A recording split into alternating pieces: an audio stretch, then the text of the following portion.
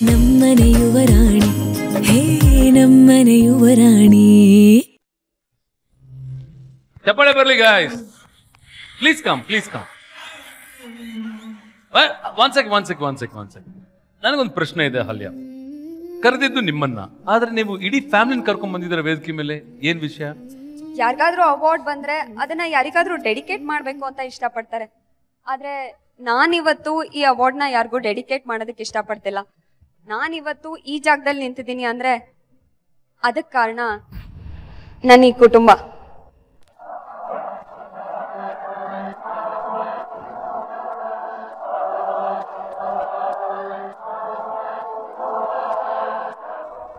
ಕುಟುಂಬ ಅಂತಂದ್ರೆ ಏನ್ ಹೇಳಿ, ಸುಮ್ನೆ ಒಟ್ಟಿಗೆ ಬಾಳೋದಲ್ಲ.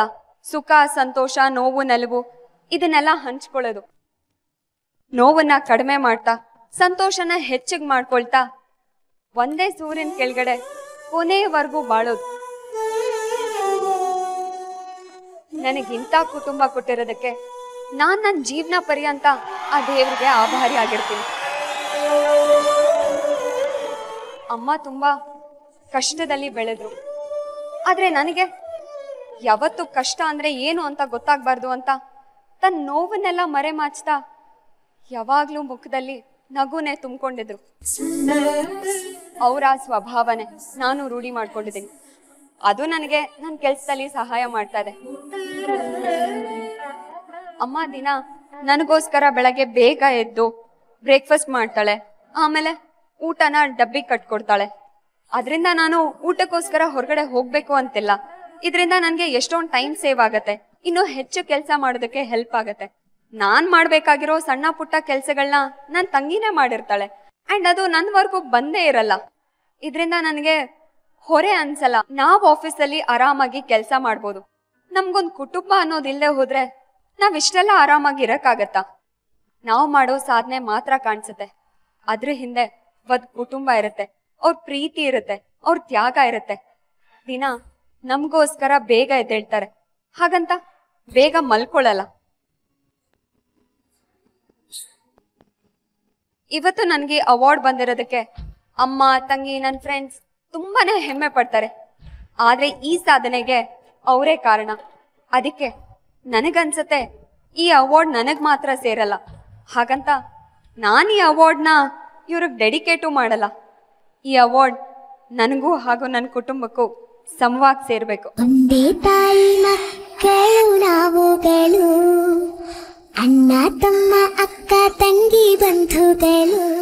ಸೋ ನೈಸ್ ತುಂಬಾನೇ ಖುಷಿ ಆಯ್ತು. ಆಕ್ಚುಲಿ ಅಹಲ್ಯನ ಫಾಲೋ ಮಾಡಬೇಕು ಅಂತ ಅನ್ಸ್ತದೆ. ಇವಾಗ ಎಲ್ಲ ಅವಾರ್ಡ್ ಫಂಕ್ಷನ್ಗೂ ನನ್ನ ತಂದೆ ತಾಯಿನ ಕರ್ಕೊಂಡು ಹೋಗ್ಬೇಕು ಅಂತ ಅನ್ಸ್ತದೆ. So sweet of you Ahalya. I think ಇಂಥ ಮಗಳು ಪಡೆದಿರೋ ನೀವು ತುಂಬಾನೇ ಪುಣ್ಯ ಮಾಡಿದ್ದೀರಾ. So all the very best and congratulations for this beautiful award.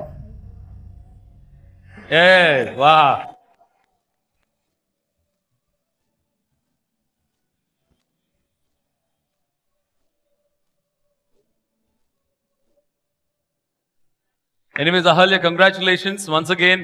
Actually ಈ ಅವಾರ್ಡ್ ನಿಜವಾಗ್ಲೂ ಸಲ್ಲಬೇಕಾಗಿರೋದು ನಿಮ್ ತಾಯಿಗೇನೆ. ಓಕೆ ಅಮ್ಮ, but all the very best. Thank you so much for coming. Thank you.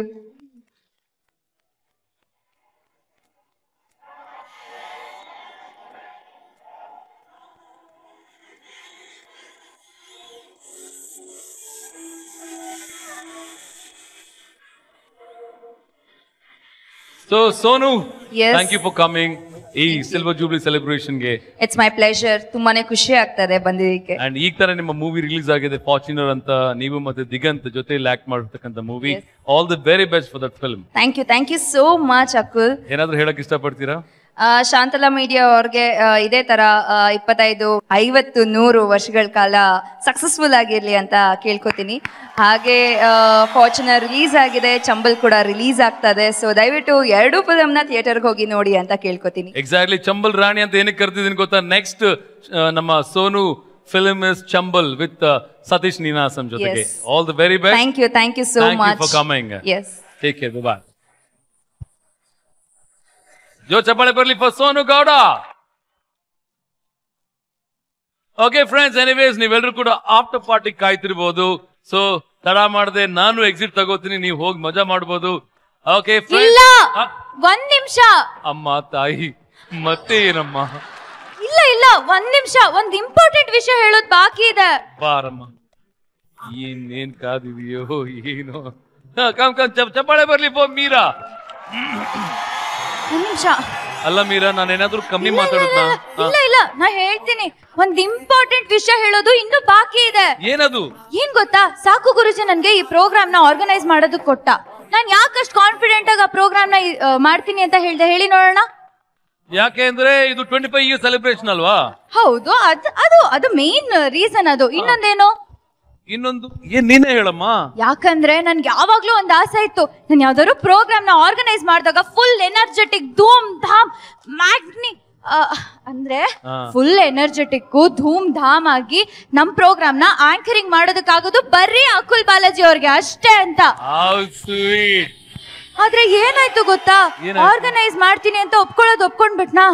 Akul ಅಣ್ಣನ ನಾನು ಹೆಂಗ್ ಹುಡುಕ್ಲಿ ಅಂತ ಅನ್ಬಿಟ್ಟು ಅವ್ರಿಗೆ ಎಲ್ರಿಗೂ ಕಾಂಟ್ಯಾಕ್ಟ್ ಮಾಡ್ದೆ. ಕೊನೆಗೆ ನಂಗೆ ನಿಮ್ ನಂಬರ್ ಸಿಕ್ತು. ಆಮೇಲೆ ಗೊತ್ತಾಯ್ತು ನೀವು ಮಲೇಷಿಯಾದಲ್ಲಿದ್ದೀರಾ ಅಂತ. ಮಲೇಷಿಯಾದಲ್ಲಿ ಏನ್ ಮಾಡ್ತಿದ್ರೋ ನನಗ್ ಗೊತ್ತಿಲ್ಲ. ಹಾಲಿಡೇ ಮಾಡ್ತಿದ್ದೆ. ಸರಿ ಆಯ್ತು, ಮಲೇಷಿಯಾದಲ್ಲಿ ನೀವು ಹಾಲಿಡೇ ಮಾಡ್ತಿದ್ರಿ. ಆಮೇಲೆ ನಾನು ಏನ್ ಮಾಡ್ಕೊಂಡೆ, ಸರಿ ಆದ್ರೂ ಕಾಲ್ ಮಾಡೋಣ ಅಂತ ಅನ್ಬಿಟ್ಟು ನಿಮಗ್ ಕಾಲ್ ಮಾಡ್ದೆ. ನೀವ್ ನೋಡಿದ್ರೆ ಒಪ್ಕೊಂಡ್ಬಿಡದ. ನೀವು ಇಷ್ಟು ಮಾತಾಡಿದ್ರೆ ಒಪ್ಕೊಳ್ದೆ ಇನ್ನೇನ್ ಮಾಡಕ್ಕಾಗತ್ತೆ? So sweet of you. ಎಷ್ಟು ಒಳ್ಳೆಯವರು ನೀವು. ನಾವ್ ಕಾಲ್ ಮಾಡ್ಬಿಟ್ಟು ನಮ್ ಪ್ರೋಗ್ರಾಮ್ಗೆ ಆಂಕರಿಂಗ್ ಮಾಡಕ್ ಬನ್ನಿ ಅಂದ ತಕ್ಷಣ ಒಪ್ಕೊಂಡ್ಬಿಟ್ರಲ್ಲ. Thank you so much. ಅಲ್ಲ ಹಿಂಗ್ ಕರ್ದಿಲ್ಲ. ಬನ್ನಿ ಅಂದ ತಕ್ಷಣ ಇಲ್ಲಮ್ಮ ಮಲೇಷ್ಯಾದಲ್ಲಿ ಇದೀನಿ ಅಂದ್ಮೇಲೆ 20 ನಿಮಿಷ ಮಾತಾಡಿದಾರೆ ಫೋನಲ್ಲಿ. ಅದಾದ್ಮೇಲೆ ಫೋನ್ ಕಟ್ ಮಾಡೋಷ್ಟ್ರಲ್ಲಿ ನಾನು ಬೆಂಗಳೂರು ಬಂದ್ಬಿಟ್ಟೆ. ಸೊ ಅಷ್ಟು ಮಾತಾಡಿದಾರೆ ಇವರು. ಥ್ಯಾಂಕ್ ಯು ಸೋ ಮಚ್ ಅಮ್ಮ ಕರ್ಸ್ಕೊಂಡಿದ್ದಕ್ಕೆ. ನಿಮಗ್ ನಾನು ಎಷ್ಟು ಥ್ಯಾಂಕ್ಸ್ ಹೇಳಿದ್ರು ಸಾಕಾಗಲ್ಲ. Thank you. Thanks a lot Meera. Thank you. God bless you. ಹಾ ನೋಡಿ, ಅಟ್ಲೀಸ್ಟ್ ಪಾಪ ಮೀರಾ ವೇದಿಕೆ ಮೇಲೆ ಬಂದು ಥ್ಯಾಂಕ್ಸ್ ಹೇಳಿದ್ರು. Thanks a lot Meera. So friends, company ಅಂದ್ರೆ ಬರೀ ಸಂಪಾದನೆ, ಶೇರ್ಸ್, ಸಕ್ಸಸ್ ಮಾತ್ರ ಅಲ್ಲ. ಅದು ಒಂಥರ ಇನ್ನೊಂದು ಫ್ಯಾಮಿಲಿ. ಎಲ್ರು ಒಟ್ಟಿಗೆ ಸೇರಿ ಕೆಲಸ ಮಾಡಿದ್ರೆ ಕಂಪನಿ ಬೆಳೆಯುತ್ತೆ. ಕಂಪನಿ ಜೊತೆ ಎಲ್ರು ಬೆಳೀತಾರೆ. ಕಂಪನಿ ಬೆಳೆಯೋದಕ್ಕೆ ಬುದ್ಧಿ ಬೇಕು ನಿಜ. ಆದ್ರೆ ಎಲ್ಲ ಕಂಪನಿಗಳ ಹಿಂದೆ ಒಳ್ಳೆ ಮನ್ಸುಗಳು ಇರ್ತವೆ. ಅದನ್ನ ಶಾಂತಲಾ ಮೀಡಿಯಾ ನಿಜ ಮಾಡಿದೆ. I wish them good luck to that. ಈ ಕಂಪನಿ ಹೀಗೆ ಬೆಳೀಲಿ, ಎಲ್ರನ್ನು ಬೆಳೆಸ್ಲಿ. ಇಷ್ಟು ಹೇಳ್ತಾ ನಾನು ಹೊರಡ್ತಾ ಇದ್ದೀನಿ. ಮತ್ತೊಮ್ಮೆ ಎಲ್ರಿಗೂ ಕೂಡ ಆಲ್ ದಿ ಬೆಸ್ಟ್ ಹೇಳ್ತಾ ಇದ್ದೀನಿ. Good luck, congratulations on the silver jubilee celebration. ಇದು ನಿಮ್ಮ cool Akul signing off. Take care, see you, enjoy.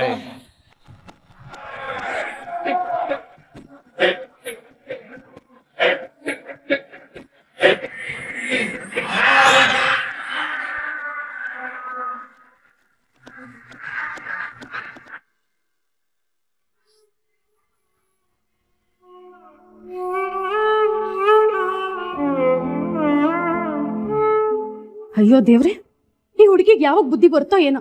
ದೊಡ್ಡ ಹುಡುಗಿ ಆಗಿದ್ದಾಳೆ, ಬುದ್ಧಿ ಮಾತ್ರ ಬೆಳೆದಿಲ್ಲ. ಎಲ್ ತಲೆ ದಿಂಬ್ ಹಾಕೊಂಡ್ ಕೂತ್ಕೊಳ್ತಾಳೋ ಅಲ್ಲೇ ಮರ್ತು ಹೋಗ್ತಾಳೆ.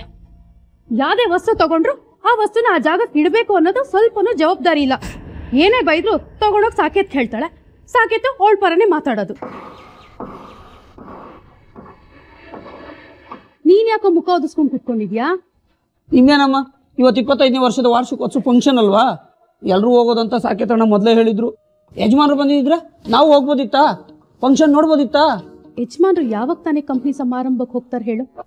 ಅವ್ರು ಹೋಗಕ್ ಇಷ್ಟ ಇಲ್ಲ ಕಣೋ. ಪ್ರತಿ ವರ್ಷ ನಾನು ಇದೇ ಮಾತನ್ನ ಕೇಳ್ತಾ ಇದ್ದೀನಿ. ಅದ್ಯಾಕೆ ಇಷ್ಟ ಇಲ್ಲ ಅವ್ರಿಗೆ?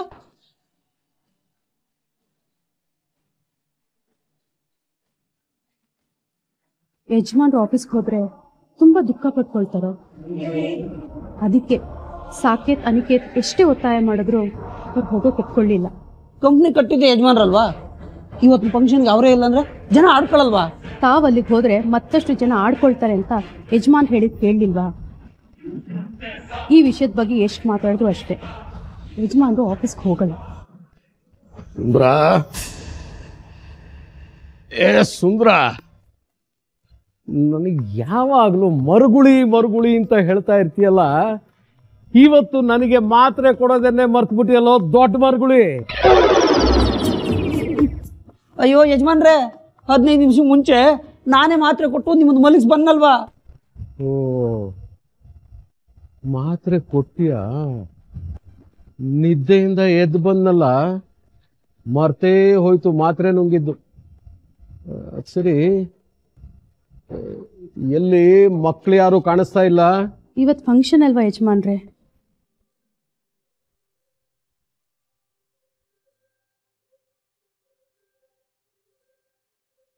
ಶಾಂತಲ 25ನೇ ವರ್ಷದ ಆನಿವರ್ಸರಿ ಅಲ್ವಾ?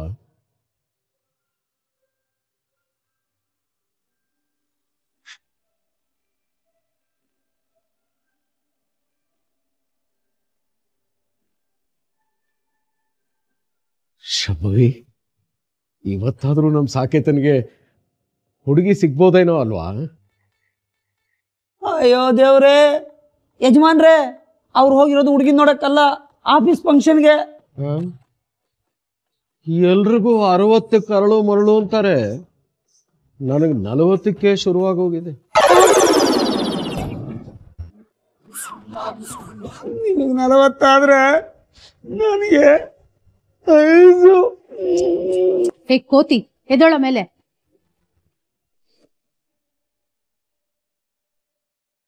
ಸರಿ ಸರಿ, ನಾಳೆ 6 ಗಂಟೆಗೆ ಅಲ್ಲಿರ್ತೀವಿ. ಎಲ್ರೂ ಬರ್ತೀವಿ ಅಂತ ಹೇಳ್ಬಿಡಿ.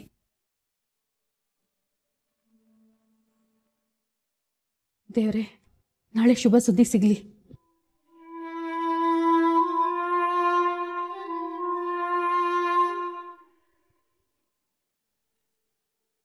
ಫಂಕ್ಷನ್ ಎಲ್ಲ ಹೇಗಾಯ್ತು? ಓ, ಸೂಪರ್ ಆಗಾಯ್ತು. ಅಫ್ಕೋರ್ಸ್, ಮೀರಾ ಅರೇಂಜ್ ಮಾಡಿರೋ ಈವೆಂಟ್ ಯಾವತ್ತೂ ಟುಸ್ ಪಟಾಕಿ ಆಗಕ್ ಚಾನ್ಸೇ ಇಲ್ಲ.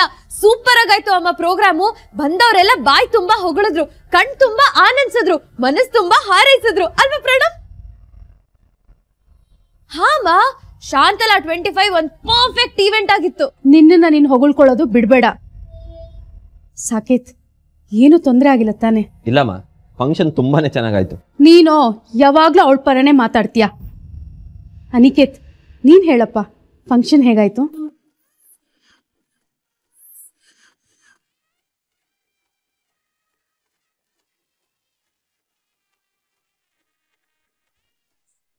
ವೆರಿ ಗುಡ್ ಅರೇಂಜ್ಮೆಂಟ್, ತುಂಬಾ ಚೆನ್ನಾಗಿತ್ತಮ್ಮ.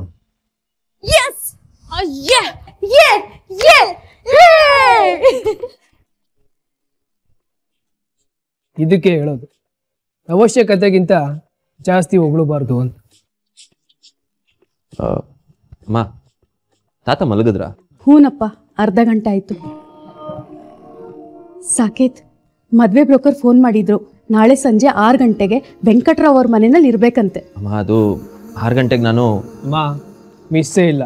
ಹೇಳಿ ಟೈಮ್ಗೆ ಸರಿಯಾಗಿ ಹುಡುಗಿ ಮೇಲೆ ಇರ್ತೀವಿ. ಅಣ್ಣ ಪ್ರಿನ್ಸ್ ತರ ರೆಡಿ ಆಗಿರ್ತಾನೆ, ಡೋಂಟ್ ವರಿ. ದೇವ್ರೆ, ಕೃಷ್ಣ ಪರಮಾತ್ಮ, ಈಗ್ಲಾದ್ರೂ ನಮ್ ಸಾಕೇತ್ಗೆ ಒಂದೊಳ್ಳೆ ಹುಡುಗಿ ಸೆಟ್ ಆಗೋ ಹೋಗ್ ಮಾಡಪ್ಪ. Condition apply. ನಾನು ಅನ್ಕೊಂಡಾಗ ಹುಡುಗಿ ಸಿಗೋವರೆಗೂ ಹುಡುಕ್ತಾನೆ ಇರ್ತೀನಿ. ನಾಳೆ ಸಿಗ್ಲಿಲ್ವಾ, ಇನ್ನೊಂದು ಹುಡುಗಿ ನೋಡೋದು. ನನಗೋಸ್ಕರ ಅಣ್ಣ ಕಾಯ್ತಾನೆ. ಏನಣ್ಣ? ಅಬ್ಬಾ, ಈ ರಾಮ ಲಕ್ಷ್ಮಣರಿಬ್ರು ಒಬ್ರನ್ನೊಬ್ರನ್ನ ಬಿಟ್ಕೊಡೋದೇ ಇಲ್ಲ ಅಲ್ವಾ? ಹಲೋ ಮಿಸ್ಟರ್ ಗುಗ್ಗು, ಪರ್ಫೆಕ್ಟ್ ಹುಡುಗಿ ಎಲ್ಲೂ ಸಿಗೋದೇ ಇಲ್ಲ, ಅರ್ಥ ಮಾಡ್ಕೊಳ್ಳೋ. ಸಿಗ್ತಾಳೆ, ಹುಡುಕಿದ್ರೆ ದೇವ್ರೇ ಸಿಗ್ತಾನಂತೆ. ಅಮ್ಮನಂತ ಅದಕ್ಕೆ ಸಿಗಲ್ವಾ?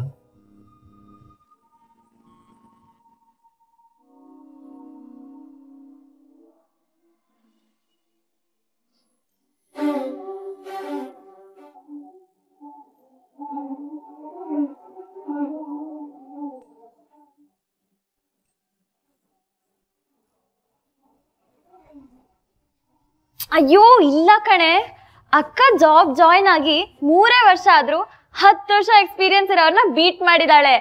ಮೈ sister is great, no? Oh my god, ಅಕ್ಕ ಒಂದ್ ಸಕ್ಕತ್ತಾಗಿರೋ ಸ್ಪೀಚ್ ಕೊಟ್ಲು. 2 minutes ನಾನ್ ಸ್ಟಾಪ್ ಚಪ್ಪಾಳೆ. Okay okay, I'll call you back litre.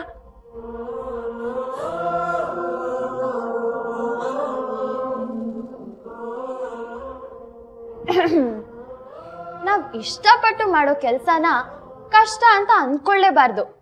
ಯಾವಾಗ ಕೆಲ್ಸ ಕಷ್ಟ ಅನ್ಕೊಳ್ತೀವೋ 100% ಕೊಡಕ್ಕಾಗಲ್ಲ. ನಾವ್ ಮಾಡೋ ಕೆಲ್ಸನ ನಾವ್ ಪ್ರೀತಿಸ್ಬೇಕು. ಈ ನನ್ನ ಸಾಧನೆಗೆ ನಾನು ಒಬ್ಳೇ ಕಾರಣ ಅಲ್ಲ, ನನ್ನ ಕುಟುಂಬದ ಪಾತ್ರ ತುಂಬಾ ಇದೆ. ನಮ್ಮಮ್ಮ, ನನ್ನ ತಂಗಿ, ನನ್ನ ಚಿಕ್ಕಪ್ಪನ ಸಹಾಯ ಸಹಕಾರ ಇಲ್ಲದೆ ನಾನು ಇದನ್ನು ಸಾಧಿಸೋಕೆ ಆಗ್ತಿರ್ಲಿಲ್ಲ. ಕುಟುಂಬ ಅನ್ನೋದು ಸುಮ್ಮನೆ ಒಟ್ಟಿಗೆ ಇರೋದಲ್ಲ, ಕೊನೆ ತನಕ ಒಟ್ಟಿಗೆ ಬಾಳೋದು. ವಾವ್ ಅಕ್ಕ, ಮೋಟೋ ಸ್ಪೀಚ್. ಬಂದಾಗಿಂದ ಫ್ರೆಂಡ್ಸಿಗೆ ಕಾಲ್ ಮಾಡಿ ಹೇಳೋದೇ ಆಯ್ತು. ನಿನ್ಗೇನ್ ಬಾಯ್ ನೋಯಲ್ವಾ? ಅಯ್ಯೋ, ನನ್ನ ಅಕ್ಕನ ಸಾಧನೆ ಬಗ್ಗೆ ಹೇಳ್ಕೊಳಕ್ಕೆ ನಂಗೆ ಹೆಮ್ಮೆ ಕಣೆ. ಸರಿ ಸರಿ, ನಾನು ಓದ್ಕೋತಾ ಇದ್ದೀನಿ, ಡಿಸ್ಟರ್ಬ್ ಮಾಡ್ಬೇಡ.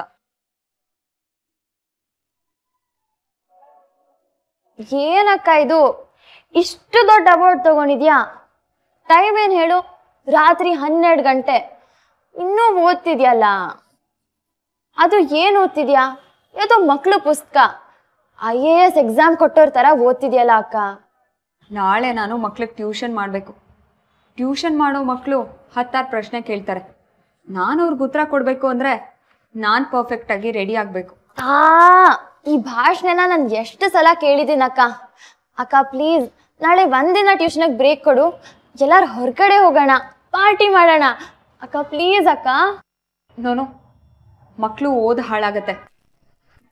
ಒಂದಿನ ಟ್ಯೂಷನ್ ತಪ್ಪಿದ್ರೆ ಒಂದಿನದ ಫೀಸ್ ಕಟ್ಟಾಗತ್ತೆ. ಬೇಡ ಕಣೆ. ಅಲ್ಲ ಕಣೆ, ನೀನು ಹೇಗೂ ಹೊರಗಡೆ ದುಡಿತೀಯಲ್ಲ, ಈ ಟ್ಯೂಷನ್ ಎಲ್ಲ ಯಾಕೆ ಬೇಕು? ಇರೋ ಬಟ್ಟೆಲೆ ಕಾಲೇಜ್ಗೆ ಹೋಗು ಅಂತಂದ್ರೆ ತಿಂಗಳಿಗೊಂದು ಹೊಸ ಬಟ್ಟೆ ಬೇಕು ಅಂತ ಶೋಕಿ ಮಾಡ್ಕೊಂಡು ಕಾಲೇಜ್ಗೆ ಹೋಗ್ತೀಯಲ್ಲ, ಅದಕ್ಕೆ ದುಡ್ಡೆಲ್ಲಿಂದ ಬರಬೇಕು? ಅದ್ರ ಬಗ್ಗೆ ಯಾವತ್ತಾದ್ರೂ ಯೋಚನೆ ಮಾಡಿದ್ದೇನೆ ನೀನು? ಅಮ್ಮ, ಅಮ್ಮು ಅವ್ರ ಫ್ರೆಂಡ್ಸ್ ಎಲ್ಲ ಹೇಗೆ ಕಾಲೇಜಿಗೆ ಹೋಗ್ತಾರೋ ಹಾಗೆ ಹೋಗಲಿ. ನನ್ನ ಕೈಲಿ ಎಷ್ಟು ಸಾಧ್ಯನೋ ಅಷ್ಟವಳು ನೀಡ್ಸ್ ಎಲ್ಲ ಕಂಪ್ಲೀಟ್ ಮಾಡ್ತೀನಿ. ಕಾಲೇಜಿಗೆ ಹೋಗೋ ವಿಷಯದಲ್ಲೆಲ್ಲ ಚುಚ್ಚು ಮಾತಾಡಬೇಡಮ್ಮ.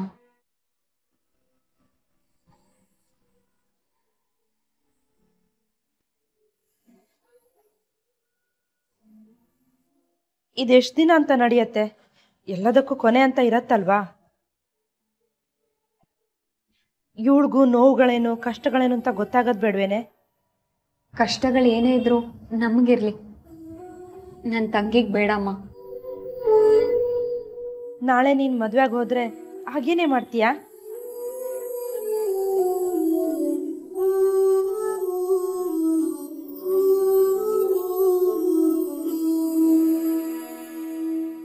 ಯಾಕೆ ಪುಟ್ಟ, ಏನಾಯ್ತು?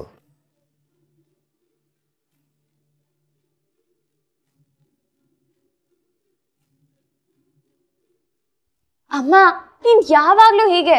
ಅಕ್ಕ ಒಳ್ಳೆ ಮೂಡಲ್ಲಿ ಇರೋವಾಗ್ಲೇ ಮದ್ವೆ ಅದು ಇದು ಅಂತ ಹೇಳಿ ಅವ್ಳ ಮೂಡ್ ಹಾಳು ಮಾಡ್ತೀಯ.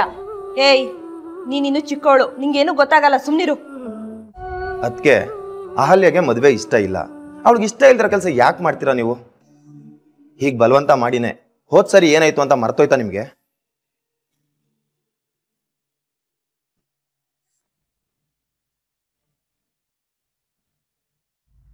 ಅದು ಹಾಗಲ್ಲ ಚಂದ್ರಣ್ಣ, ನೀವಾದ್ರೂ. ಅದಕ್ಕೆ ಅಹಲ್ಯ ನಗೋದೆ ತುಂಬಾ ಕಡಿಮೆ. ಆಗೀಗ ಬರೋ ಅವಳ ನಗುನ ಕಿತ್ಕೋಬೇಡಿ. ದಯವಿಟ್ಟು ಅವಳ ಮುಂದೆ ಮದುವೆ ವಿಷಯನ ಪ್ರಸ್ತಾಪ ಮಾಡಬೇಡಿ. ಅವಳನ್ನ ಅವಳ ಪಾಡೋಕ್ ಬದುಕೋಕ್ ಬಿಟ್ಬಿಡಿ. ಈಗ ಎಲ್ಲಿಗೆ ಹೋಗೋದು? ಅನಿ ಇಷ್ಟು ಬೇಗ ರೆಡಿ ಆಗು ಅಂತ ಹೇಳ್ದ. ಮಾ ರೆಡಿನಾ? ಹೇಳ್ತೀನಿ. ಅಣ್ಣ ಅಣ್ಣ ಅಣ್ಣ ರೆಡಿನಾ? ರೆಡಿಯಾಗಿರು, ಸ್ವಲ್ಪ ಬೇಗ ಬರ್ತೀಯಾ?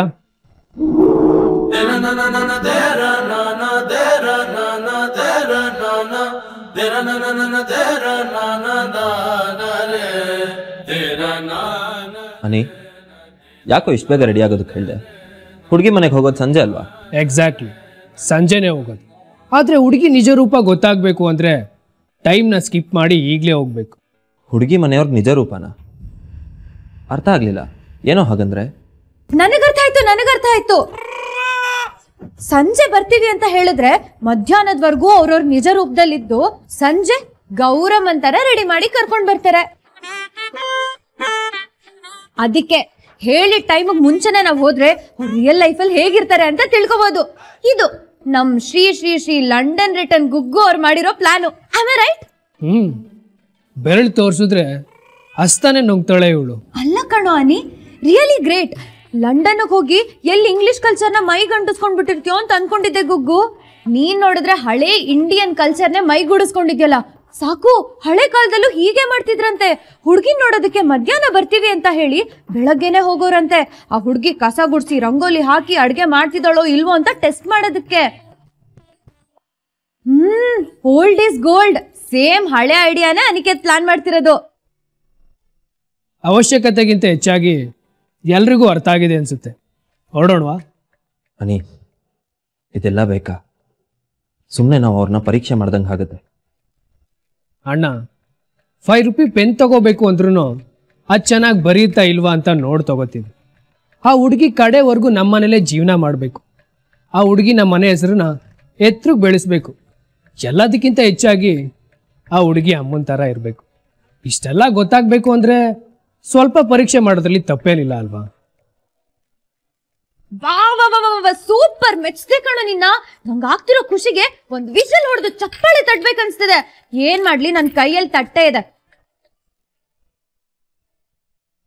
ಮನೆಗ್ ಬರೋ ಸೊಸೆಗೆ ಅತ್ತೆ ಕಾಟ ಇಲ್ದೇ ಇದ್ರು ಇವನ್ ಕಾಟ ಮಾತ್ರ ಅತ್ತೆಗಿಂತ ಜೋರಾಗೇ ಇರುತ್ತೆ. ನೀನ್ ಯಾವಾಗ್ಲೂ ಟೂ ಮಚ್ ಕಣೆ. ಅಲ್ಲಿ ನೋಡು ಹೇಗ್ ಹೋಗ್ತಿದ್ದಾನೆ. ಒಳ್ಳೆ ಹಳೆ ಕಾಲದ ಫಿಲ್ಮ್ ಅಲ್ಲಿ ಇರ್ತಾರಲ್ಲ, ಬಜಾರಿ ಅತ್ತೆ ಇರೋ ಹಂಗ ಹೋಗ್ತಿದ್ದಾನೆ. ತಲಹಟ್ಟೆ ಕಣೆ ನೀನು. ಯಾವಾಗ ನೋಡು ಪಾಪ ಅವನ್ನ ಗೋಳಿಕೊಳ್ತಾನೆ ಇರ್ತೀಯ. ಸಾಕು ಸಾಕು ಸಾಕು, ಹೋಗೋಣ.